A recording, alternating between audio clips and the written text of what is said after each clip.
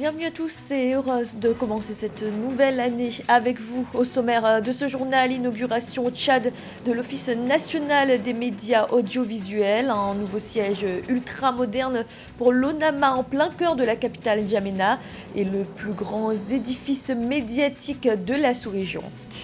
L'Afrique du Sud, victime de la nouvelle souche du coronavirus, le pays où se propage une variante du Covid-19 a dépassé la barre du 1 million de cas confirmés. Le gouvernement a décidé de durcir les restrictions. Et une récolte record de céréales au Sénégal, ce que prévoient les autorités pour la saison 2020-2021. Une hausse qui s'explique par les mesures pour faciliter l'accès des agriculteurs aux semences et aux engrais. 70 mètres de haut, le bâtiment surplombe la capitale tchadienne. L'édifice est le nouveau siège de l'ONAMA, l'Office national des médias audiovisuels. Il a été inauguré ce 29 décembre par le chef de l'État, Idriss Déby Itno, un tournant en matière d'information et de communication pour le pays. Reportage de notre correspondant Mahamat Ramadan. Au Tchad, le nouveau siège de l'Office national des médias audiovisuels, ONAMA, a été inauguré ce mardi 29 décembre 2020 par le chef de l'État Idriss Déby Itno. Situé au cœur de la capitale et construit sur une superficie d'environ 1,75 hectares avec 12 niveaux, le nouveau siège de l'ONAMA est un joyau architectural de référence sur le continent. Cet édifice imposant, qui contient 176 bureaux pour 330 postes de travail, a été conçu et exécuté par le groupe Almana, une entreprise tchadienne. إن أعمال بناء هذا المبنى الشامخ بدأت بالتحديد يوم 31 مايو 2012 وتم التسليم المبنى المبدئي للمعدات. Les travaux de ce nouveau siège de l'ONAMA ont commencé le 31 mai 2012 et la réception technique des matériels a eu lieu en novembre 2018. La plupart des matériels pour la réalisation de ce chef-d'œuvre sont importés de par le monde sous la supervision du bureau Veritas. Ce joyau architectural est construit non seulement selon les normes techniques mondiales pour assurer sa durabilité, mais aussi selon l'identité socio-culturelle de notre pays. Le nouveau siège de l'Office est équipé des matériels audiovisuels de dernière génération acquis directement auprès des maisons de fabrication allemandes et françaises. Des installations coûteuses qui nécessitent une maintenance ponctuelle pour sa durabilité et un personnel qualifié pour son utilisation. Avec ces investissements technologiques, le gouvernement veut faire de l'ONAMA un outil stratégique au service du peuple et de ses institutions de la République. Avec l'inauguration de ce nouveau siège, l'ONAMA, qui sert de relais privilégié, voire des traits d'union irremplaçables entre le gouvernement et le peuple, se doit aujourd'hui plus qu'hier de rester au plus près des attentes et des préoccupations des auditeurs et des téléspectateurs qu'il entend servir. Il y va de sa raison d'être, de son efficacité et de sa crédibilité. Dans cette optique, l'un des défis majeurs de l'ONAMA est celui d'améliorer et de diversifier le contenu de ses programmes et émissions. La réalisation de ce chef-d'œuvre architectural est le fruit de la coopération sud-sud entre les entreprises tchadiennes et africaines sous la direction du groupe Almana pour un coût global de 31 milliards de francs CFA. L'ouvrage a été financé entièrement sur fonds propres de l'État tchadien. L'Afrique du Sud, pays du continent le plus touché par la pandémie de coronavirus, une nouvelle variante du Covid-19 se propage, une variante qui serait plus contagieuse. La barre du 1 million de cas confirmés a d'ailleurs été franchie. Face à cette deuxième vague qui s'accélère, les mesures restrictives ont été durcies et le passage au niveau 3 du confinement a été décrété. Mildred Yamo. L'Afrique du Sud retourne en confinement alors que plus de 50 000 infections au Covid-19 ont été signalées dans le pays depuis le 25 décembre 2020. Le président Cyril Ramaphosa a fait cette annonce quelques jours après que le pays ait franchi la barre du million de cas confirmés à la maladie. Le nombre de nouvelles infections au coronavirus augmente à un rythme sans précédent. Alors que nous passons au niveau 3 du confinement, plusieurs réglementations ont été renforcées pour limiter davantage le potentiel de transmission, tout en faisant ce qui est possible pour maintenir l'économie ouverte. Pour contrôler la propagation du virus, le président Ramaphosa a établi de nouvelles directives, y compris l'interdiction stricte des rassemblements publics pendant 14 jours, la prolongation du couvre-feu national à partir de 21h jusqu'à 6h du matin et le port obligatoire de masques sous peine d'une amende ou d'emprisonnement.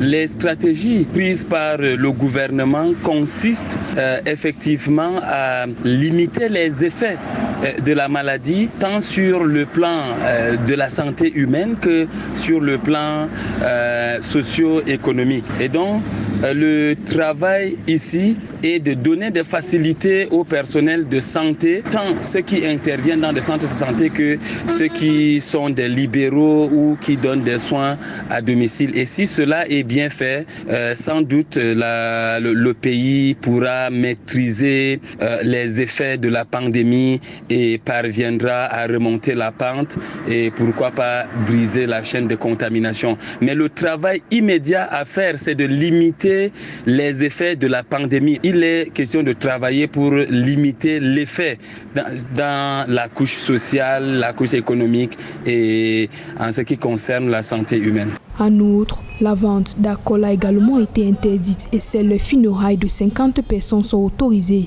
Ces nouvelles mesures resteront en vigueur jusqu'au 15 janvier 2021 selon les autorités. À la date du 28 décembre 2020, le nombre total de cas confirmés de Covid-19 en Afrique du Sud s'élevait à 1 011 871 avec 27 071 décès.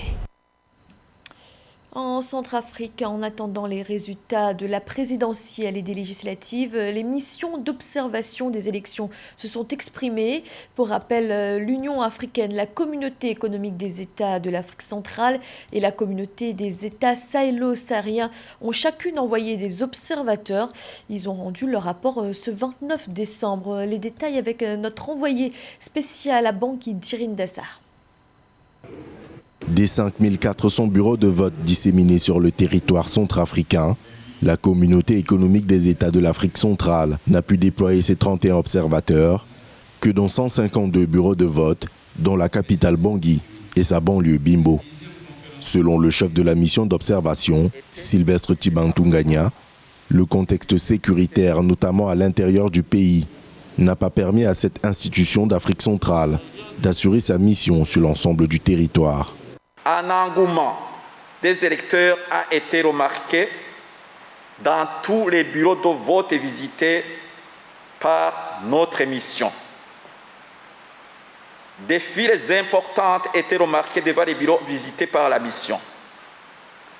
Cependant, de légers retards ont été observés. Modibo Sidibé, l'ancien Premier ministre malien, conduisait la mission d'observation de l'Union africaine, constituée de 20 observateurs provenant de 13 pays. La mission de l'Union africaine a elle aussi restreint son observation du scrutin du 27 décembre aux 8 arrondissements de la capitale Bangui. 78 bureaux de vote au total ont été couverts ce jour. La mission a observé que les représentants des candidats, Faustin Archange Touadéra, Anissé Georges Dologuélé et Martin Ziguélé étaient les plus présents dans les bureaux de vote visités.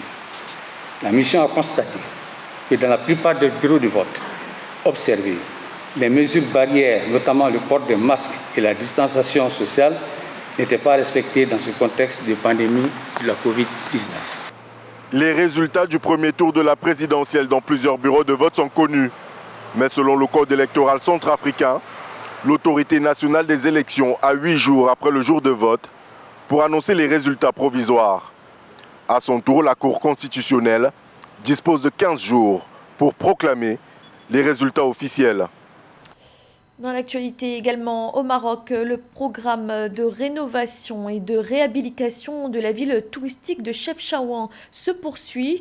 Nouvelle étape, le lancement des travaux de dédoublement de l'entrée nord de la ville, un axe particulièrement fréquenté. Ce projet a nécessité un investissement de 10 millions de dirhams. Cette amélioration du réseau routier intervient quelques mois après le réaménagement de la zone touristique de Ras El Mar. Et aménagement routier, toujours cette fois en Afrique de l'Est, le Burundi, le Rwanda et la Tanzanie constatent les premiers bénéfices des travaux menés entre 2012 et 2020, notamment sur le corridor nord-sud. Leurs échanges commerciaux ont ainsi bondi de 30%. Aïssatou Bari. Les échanges commerciaux au sein de la communauté de l'Afrique de l'Est devraient atteindre 650 millions de dollars en 2020 contre 500 millions de dollars en 2011, soit une progression de 30%. C'est ce qui ressort du dernier rapport publié par la BAD dans le cadre du projet d'aménagement de route Mugina Mabanda Nyanza Lac au Burundi et Rubavu Jiziza au Rwanda. C'est évident maintenant que la mise en place de ces infrastructures de communication puisse augmenter le taux d'échange. Parce que, pas seulement le taux d'échange, mais également le développement d'un pays. On aime à dire que là où la route passe, le développement suit. Donc, si en Afrique de l'Est, au Tanzanie, au Ouganda, la mise en place d'une sorte de transnationale a pu permettre d'augmenter le taux des échanges, ce n'est qu'une évidence de mon point de vue. Le projet, qui a été financé par un don de 33,8 millions de dollars du Fonds africain de développement, va faciliter le transport sur le corridor nord-sud du Burundi et dans tout l'espace de la communauté d'Afrique de l'Est. Il devrait contribuer à la croissance des pays membres de la zone à travers les échanges commerciaux. Donc la BAD, à travers cet investissement-là, de mon point de vue, est en train de structurer véritablement l'infrastructure des échanges commerciaux et des échanges de personnes aussi. Donc la BAD est en train de mettre sur pied l'infrastructure devant accueillir véritablement la zone de libre-échange continentale africaine qui devrait prendre corps à partir du 1er janvier 2021. Le trafic journalier moyen à la frontière est chiffré à 1557 véhicules contre 1450 en 2011. Selon le rapport de la Banque africaine de développement, quelques 500 emplois temporaires ont été créés en 2015, dont 30% occupés par des femmes, ainsi que 4000 emplois en 2016, avec le même ratio en faveur des femmes. Au Sénégal, la campagne agricole 2020-2021 s'annonce comme l'une des plus abouties pour la production céréalière. Les autorités tablent sur une hausse record de la récolte. Les cultures les plus dynamiques sont le riz et le mil, qui fournissent 70% du stock total. Mildred Diamou. Le Sénégal prévoit une hausse de la production de céréales pour la campagne agricole 2020-2021. Selon les données du ministère de l'Agriculture, la récolte de graminées devrait désormais se lever à 3,81 millions de tonnes au cours de la dite période. Le Sénégal est décidément dans une marche décidée depuis le temps du professeur Abdoulaye Wade, et celui de donner l'autonomie alimentaire. Et aujourd'hui, le président parle de la souveraineté alimentaire de son pays. Et je pense que le président Macky Sall est à la suite de son prédécesseur dans une démarche déterminée sur la capacité de pouvoir donner aux Sénégalais leur nourriture de base. Cette montée en puissance est une leçon pour beaucoup de pays africains qui devraient se rendre compte qu'au-delà des éléments de base, nous devrions être en mesure de travailler sur de la production et de l'exportation. La récolte de céréales est attendue à 4 millions de tonnes par rapport à l'estimation précédente de 3,4 millions de tonnes, soit une progression de 38% par rapport à l'exercice 2019-2020. Dans les détails, le volume de riz est prévu en hausse de 26%, soit 1,45 million de tonnes en 2020-2021. Le mil verra sa production atteindre près d'1,2 million de tonnes en hausse de 48%, tandis que la récolte du sorgho et du maïs est attendue respectivement à 388 979 et 766 000 tonnes en hausse de 44%. C'est en réduisant les importations et en augmentant les exportations que l'on peut avoir une économie solide. Et le Sénégal joue un rôle extrêmement important en termes d'exemplarité. Et le président Macky Sall et son gouvernement sont à féliciter à ce point de vue. Maintenant, il faudrait être en mesure de s'assurer que les stocks sont tenus correctement, que les stocks stratégiques sont maintenus, afin qu'en période creuse, les prix ne grimpent pas faute du déséquilibre entre la demande et l'offre.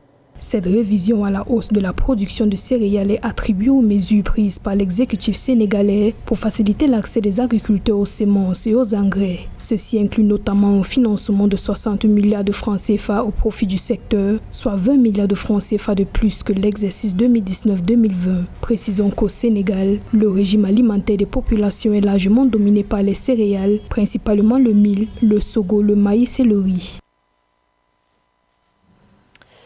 Sauver l'industrie congolaise face au dumping et la concurrence déloyale.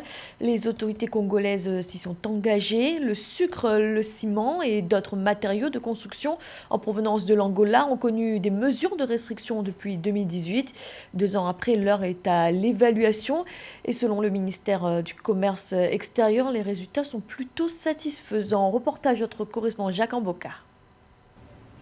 L'industrie congolaise est affectée par les dumpings et l'importation frauduleuse. Entourés de 9 voisins, les marchés congolais sont inondés de différents produits en provenance des pays limitrophes. À l'ouest, les produits en provenance de l'Angola sont plus consommés. Une situation qui a conduit aux mesures de restriction prises en 2018. En octobre 2020, la RDC a évalué avec satisfaction les mesures prises. J'ai pris des mesures de restriction des importations dans la partie ouest du pays, principalement s'agissant du ciment gris, des barres de fer, du sucre et des huiles de palme. Pour l'ensemble du pays, j'ai restreint aussi les importations des bières et boissons gazeuses. Et donc ces mesures aujourd'hui touchent à leur terme et donc il est question de les évaluer pour juger de l'opportunité ou pas de pouvoir les proroger.